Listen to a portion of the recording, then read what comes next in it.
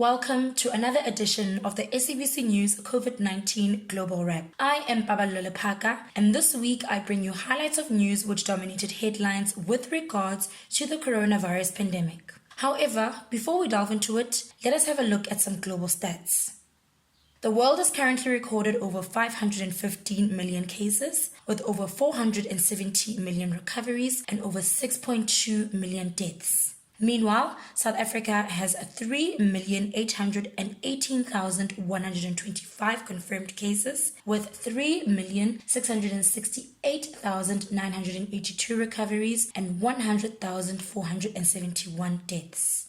Staying in South Africa, the Department of Health on Wednesday announced that the public is still required to wear masks indoors. After what was termed a regrettable human error, the Health Department retracted a statement that learners will no longer be required to wear masks in the classroom. The department made the announcement just as the previous remaining restrictions, initially imposed under the national state of disaster, have now expired. Meanwhile, the period for public comment on health regulations has been extended to the 5th of July. The extension is in line with statutory requirements and will afford the department sufficient time to consider all comments and representations on the regulations. And in the rest of the continent, Africa has so far recorded 11.4 million cases of the coronavirus, with over 10.8 million recoveries and over 252,000 deaths. The Africa Centers for Disease Control and Prevention says COVID-19 cases in the continent are rising, with over 37,000 cases recorded in recent weeks and 93% of the new cases within southern Africa.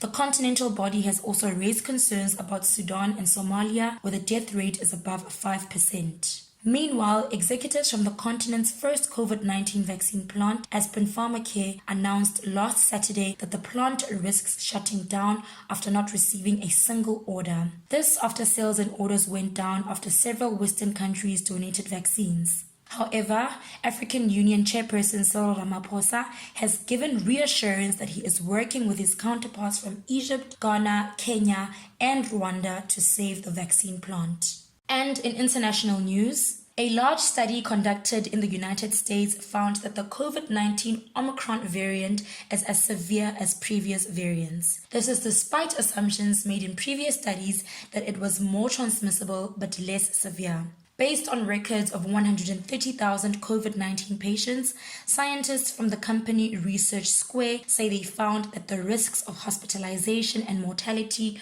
were nearly identical between periods. These periods refer to times in the past 2 years when different variants were dominant across the world.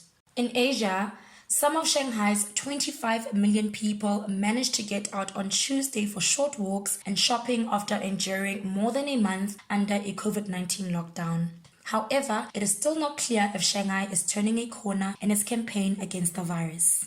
Meanwhile, in Beijing, the time for people to stay in quarantine facilities when arriving in the city has been reduced from 14 days to 10. People will still need to isolate at home for 7 days after quarantine, and quarantine times for close contacts of positive cases will also be reduced.